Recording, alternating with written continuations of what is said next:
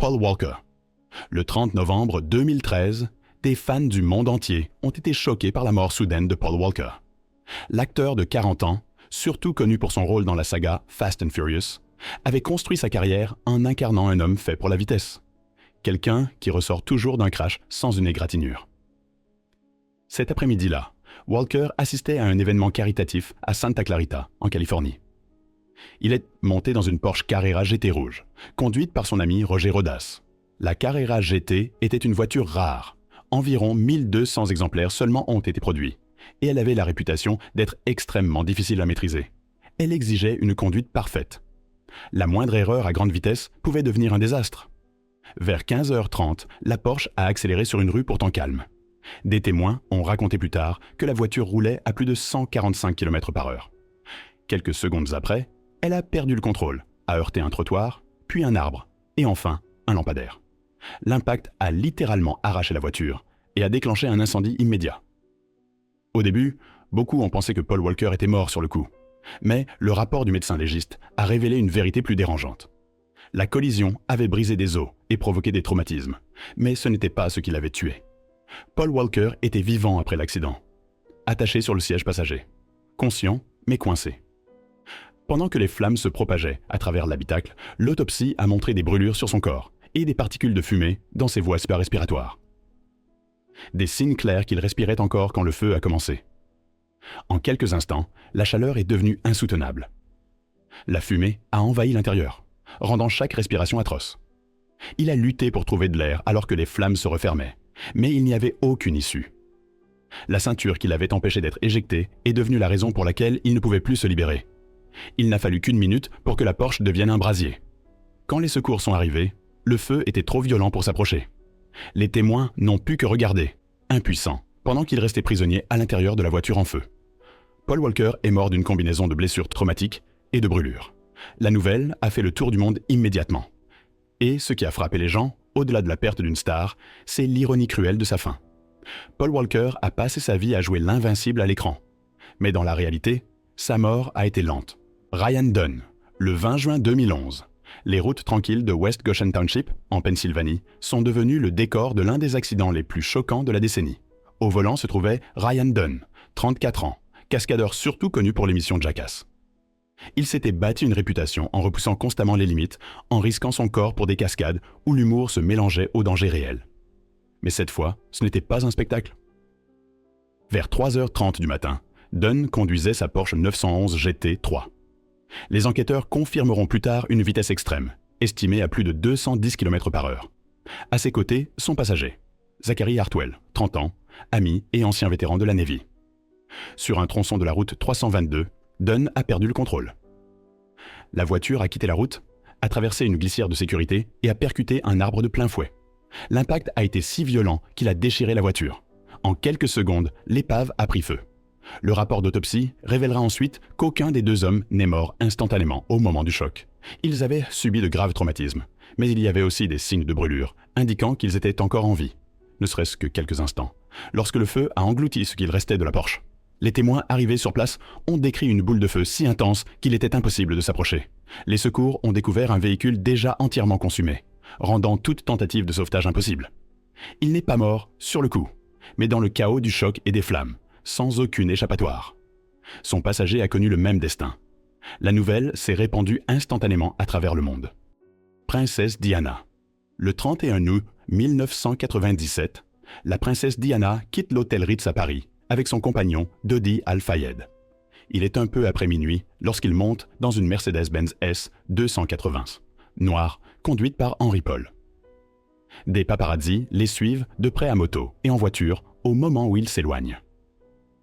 Quelques instants plus tard, en entrant dans le tunnel du pont de l'Alma à grande vitesse, la voiture perd le contrôle et percute un pilier en béton.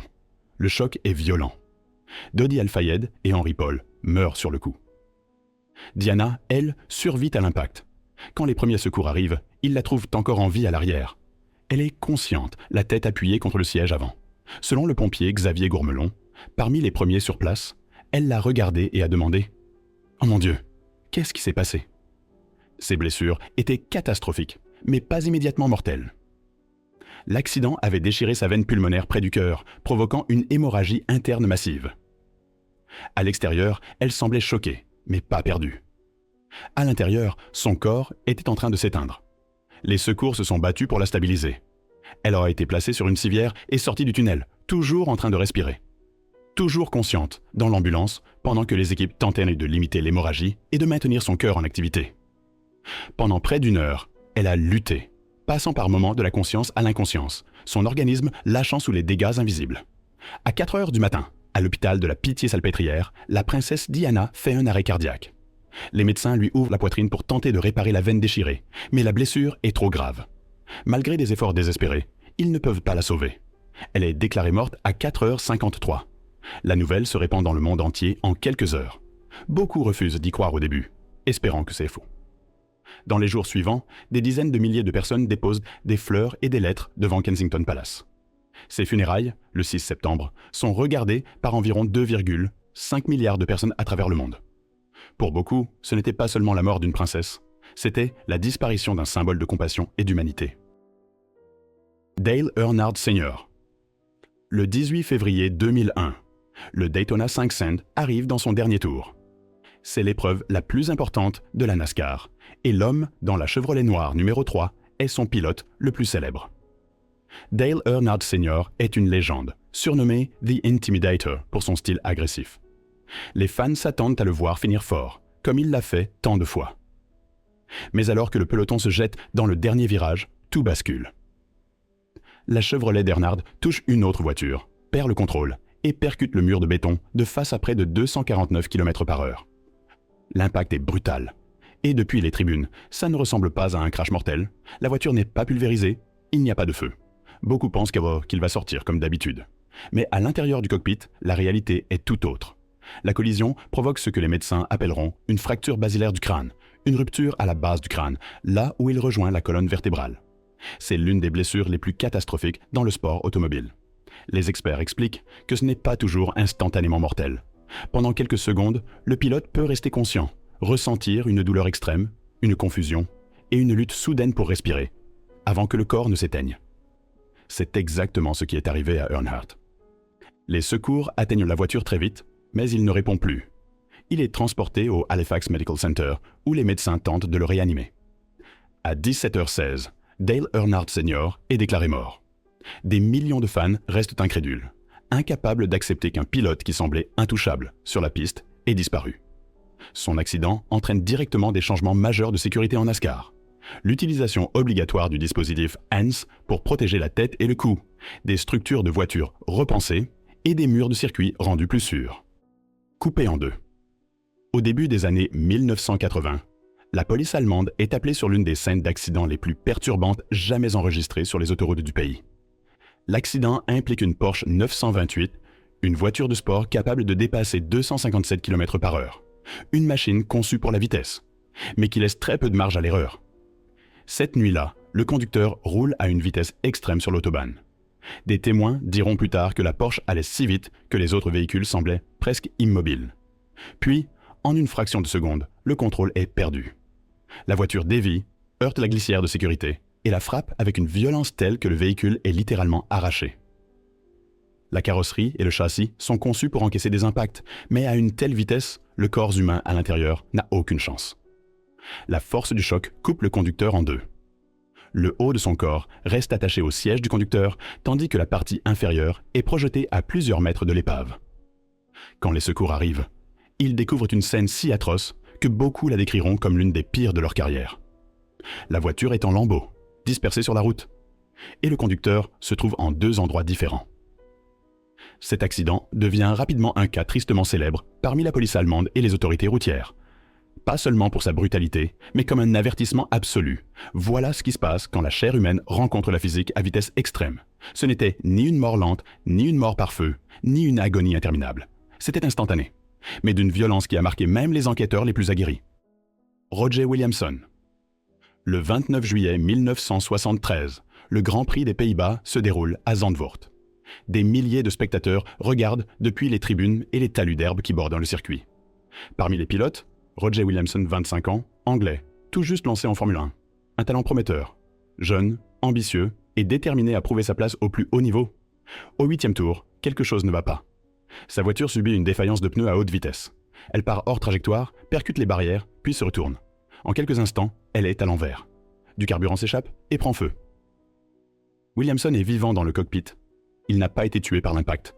Il est piégé, suspendu à l'envers, sanglé. Il ne peut pas bouger. La fumée et le feu commencent à l'encercler. Un autre pilote, David Purley, s'arrête et traverse la piste en courant pour l'aider. Purley tente de redresser la voiture à mains nues. Mais elle est beaucoup trop lourde. Les flammes s'étendent. Ils hurlent pour demander de l'aide, mais les commissaires hésitent. Ils n'ont pas de tenue inifugée, pas d'équipement de protection, et pendant des minutes cruciales, ils ne s'approchent pas assez du cockpit en feu. On entend les cris de Williamson depuis l'intérieur. Il est encore conscient.